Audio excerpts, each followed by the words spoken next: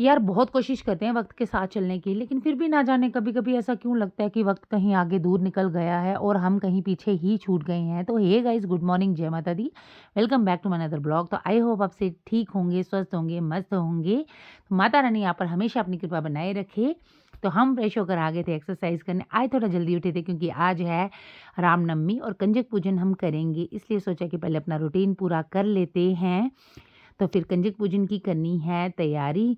जल्दी से एक्सरसाइज़ वगैरह की हमने, उसके बाद मैं चली गई थी नहाने। नहा धो के जल्दी से आके अब सोचा कि यार जल्दी से पूजा कर लेते हैं, क्योंकि पूजा करने के बाद जल्दी से मुझे किचन में जाना है और करनी है अपने मतलब माता रानी के लिए जो प्रसाद बनाना है उसकी तैयारी। तो सबसे पहले की मैंने अपने चूल्हे की लिपाई-पुताई, क्योंकि आज मेरा सारा खाना बनेगा, सारा प्रसाद बनेगा चूल्हे पर। हम मोस्टली गाँव में खाना चूल्हे पे बनाते हैं, लेकिन हाँ, ये कहते हैं कि माता रानी का प्रसाद चूल्हे पे होना चाहिए, वो बहुत शुद्ध होता है। और चूल्हे का बना हुआ खाना तो आपको पता ही है, टेस्टी भी होता है और हेल्दी भी होता है। तो सबसे पहले मैंने चढ़ाए थे छोले और साथ-साथ में कर रही थी हलवे में, मतलब हलवे के लिए जो भी सामग्री मैंने उसमें डालनी थी उसकी कर रही थी मैं तैयारी।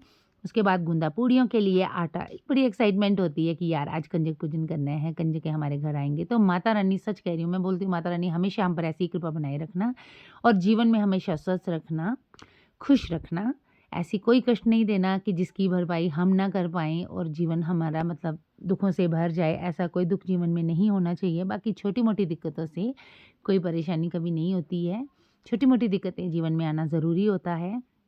उसके बाद बना लिया था मैंने हलवा भी, क्योंकि इतनी देर में ना मम्मी जी भी उठकर आ गए थे और गुड़िया कर रही थी मेरी थोड़ी-थोड़ी सी हेल्प। मेरे को बोल रही थी कि मम्मा आप मेरे को वीडियो में नहीं लेना। मैंने कहा कोई बात नहीं, कुछ नहीं होता। तो इसके बाद ले गई थी मैं अपनी माता रानी और अपने देवताओं के भोग लगाने के लिए। माता रानी को चढ़ाया प्रसाद मैंने, तो इतनी देर में आ गए थे कंजक भी हमारे घर। फिर हमने सबने व्रत रखे थे, मम्मी जी ने भी रखे थे, पतिदेव ने भी रखे थे और बच्चों ने और मैंने तो सारे नवरात्रे मतलब पूरे नवरात्रे रखे थे।